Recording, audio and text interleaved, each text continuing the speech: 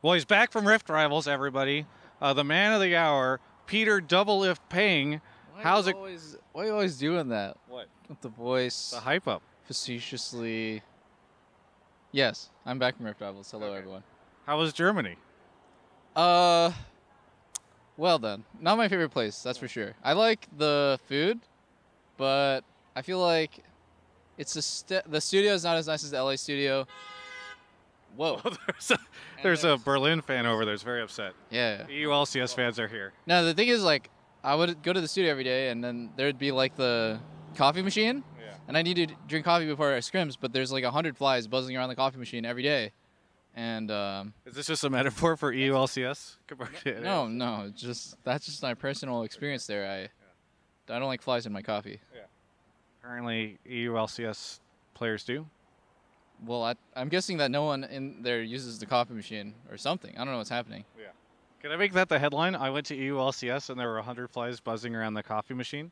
I don't think the European fans would appreciate that. Did the European fans appreciate when you called out their bot lanes? Oh, shit. Never mind. That's a good point. I think I lost all my European fans anyways, so it doesn't really matter at this point. Yeah. Well, let's talk about that. So this was your savage, brutal remark. Was it calculated, or whenever you get interviewed, do you just throw it out there? I think I was just feeling pretty good. It took me a while to get back to feeling like I'm actually a good player. Yeah. Because off the break, the first few weeks of LCS, I was like, I feel like personally I was playing pretty good, but it was like I was never put in a position where I could like really pop off and really show that I was good. I was more just like an extension of the team. Yeah. And then the meta was not really bottom lane focused at the time. So, yeah, I feel like when you play low resources, it's hard to shine. So I was not really sure if I was actually good. And then around the time of Rivals, I think I got a lot of good habits down and like learned a lot. So then I felt comfortable to, whoa, that was loud. Yeah. Then I felt comfortable to talk shit because I knew I was going to beat him. Yeah. And you did. Yeah, that was fucking easy. Yeah. There was people spamming in Twitch chat Rift Rivals Finals whenever you guys were playing P1. Yeah. Yeah, that was not much of a finals for sure. I think UL was probably more intense than those games. Wow. Was UL intense in your mind? Yeah, actually, I think UL is like kind of a wildcard team where they can just throw some crazy curveball at you, and then you feel like, wow, their win condition is so clear. It's like, it's dive the back line, and like, if they pull that off, they're going to win. So I think UL definitely, they know that maybe they can't win the game standard, but they can win the game through like creating a win condition in their team comp and then playing to that. And like, even though if like we feel like we're the better team, we should be able to play against that. We just don't have a lot of experience doing that, where like they have a lot of experience doing something weird, and we're used to playing standard. Yeah, aren't you supposed to be learning how to play weird stuff because you want to prep for Worlds? Yeah, I think we're definitely we have more variety in our comps, and like we can adapt a lot easier game to game because we're not just doing the same shit every game and like trying to, I don't know, just trying to like perfect one thing. That's definitely not a good idea for Worlds. Yeah. Now, I also want to just talk to you about coming back from Germany, because I was kind of worried that I heard that a lot of the players were going to be sick and, you guys would miss practice. In reflection, how much of a disruption was Rift Rivals, and are you glad that you went there? Because I know some players were probably not as happy to, in the middle of the split, get up and go to Germany. I think a few of our players got sick, and then the week before Rift Rivals, I was sick. So I think my immune system got like good from that or something. But I don't know. I've been playing like shit in scrims for this whole week. So I think part of it is jet lag, and part of it is just like we came off this tournament and that was like a lot of mental energy expended. And yeah, I don't know. It definitely our team took a hit, and like it doesn't show in the P1 game because it was just a 2-0. But I think in the long term, it kind of hurt our team a little bit. We'll see. Yeah. We'll see. Do you think you gained anything from playing against the EU teams? Not in this particular tournament. Not really, no. Okay. Not that much. Was that you holding back from trying to be BM? Yeah, I mean, like, they got rolled, so it was like we're playing against worse teams than we would have if we just sat at home and scrimmed. Like that Reddit thread that was like, I feel like Rift Rivals is terrible for EU because they're just going to stomp in it. It was actually the opposite. That guy got memed so hard for that. That was great. But interestingly enough, it does sound like the opposite was true for North America, where you feel like NA didn't gain much from it. Yeah, I think Europe was confused for that exact patch. They didn't know what to do, so then we like kind of went over there, and it's almost like we taught them what to do. And for us, it's not super useful.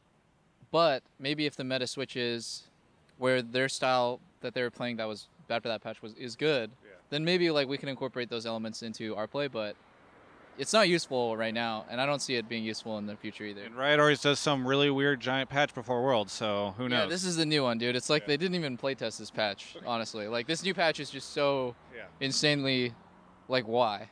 Just why? I saw Soren expressing similar feelings on Twitter.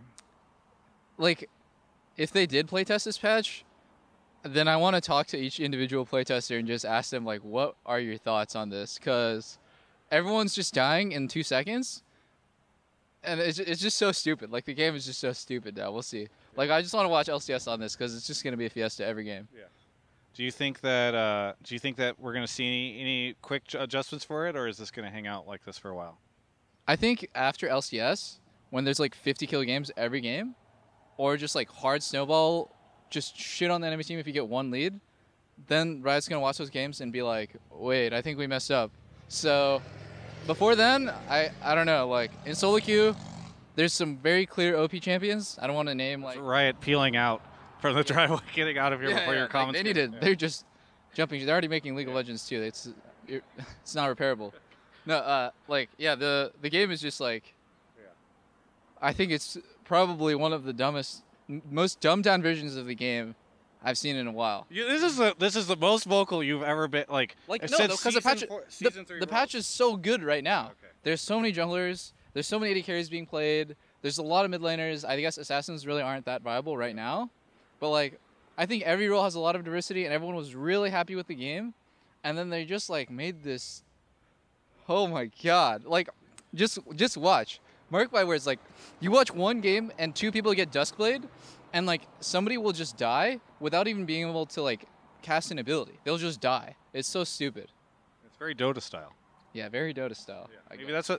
Maybe right before TI, they're trying to create a game for the Dota fans to check out too. Yeah.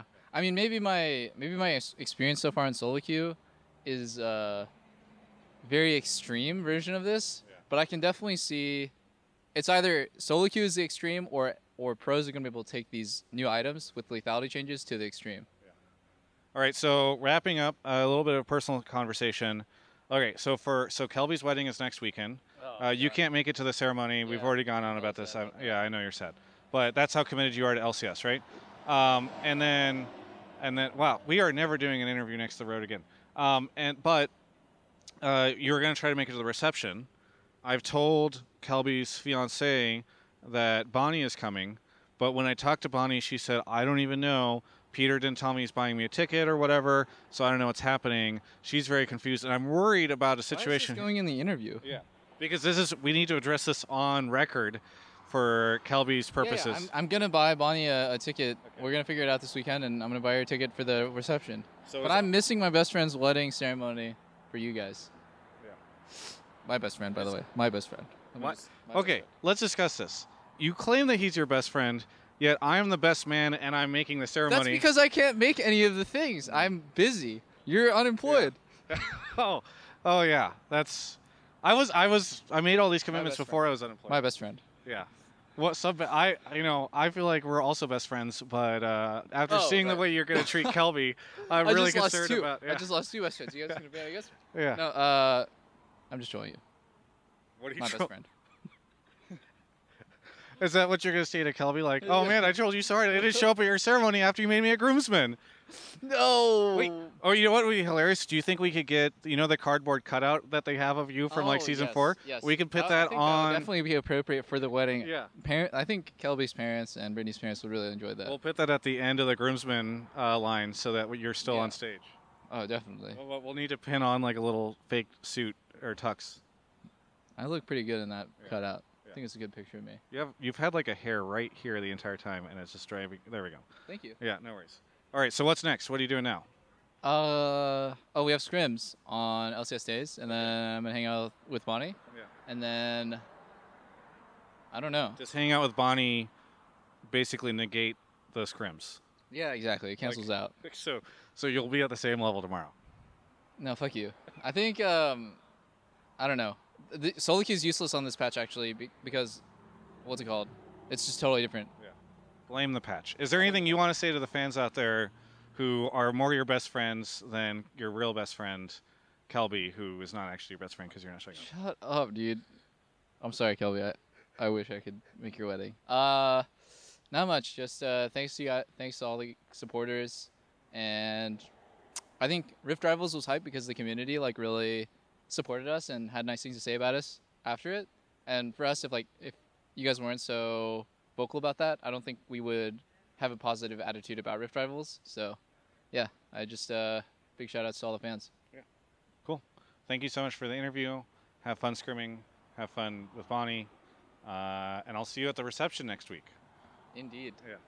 You can check out the rest of our coverage of all things Yahoo Esports. Doublelift here on my YouTube channel, not at that other place.